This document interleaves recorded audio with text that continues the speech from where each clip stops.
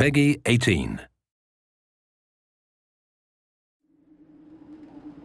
The North is a dangerous place for small buggies like yours. Afraid you're gonna need something with a little more muscle. Fundamentally, a first-person shooter needs to pull the player into the action, to have him ducking and dodging in his chair what he sees coming at him on the screen. But with Rage, we've gone beyond that. There's so many different things to do. There's so many characters to interact with. There's this world to explore. There's vehicles to drive. So it just becomes immersive on so many levels that when the player is in it, he's engaged with not just the action, but the story, the characters, the world.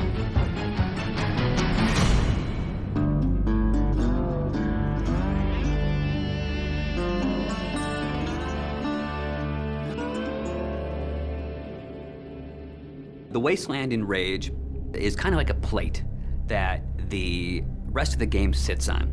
As you travel around, you'll discover that there's these entrances to bandit hideouts and mutant caves and old sewers and things. Listen, don't you go trekking around down there without some serious firepower. In Rage, we try to make the game open but directed. Player choice is very important in Rage. The Wasteland is more than just a setting for the story. It's its own gameplay level, for lack of a better word. It's the thing that stitches the story and it stitches the action all together.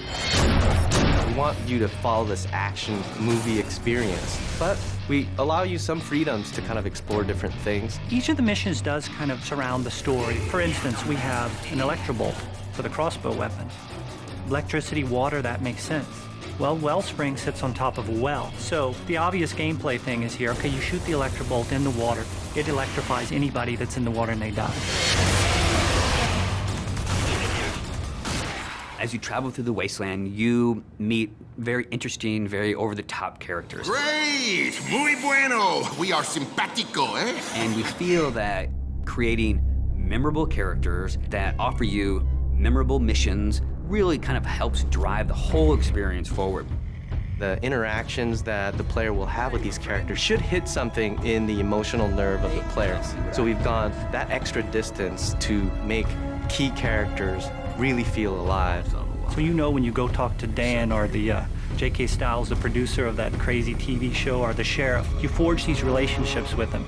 And they give you lots of bits of the story, but you live through the rest of those elements. We felt that crafting interesting people made everything fit together. I know you got questions, but we gotta get moving. You're driving across these landscapes and you're going visit people here and they're giving you jobs to do. So I hear you have a message from our friend Dan. Let's have it then. One of the things that we discovered with Rage is when people saw us drive around, shooting other cars, they immediately said, I want to do that in multiplayer. So we've taken the best parts of the vehicle combat from the single-player experience and added a really fun, intuitive multiplayer experience with it.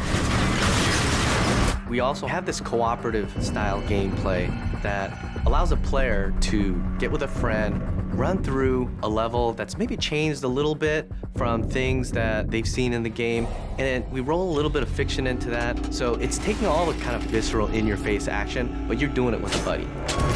We really have the best of both. We have great co-op missions and some great vehicle multiplayer. We want to provide this smorgasbord of different things that the player can do so that they can become immersed with other things rather than just a critical story path.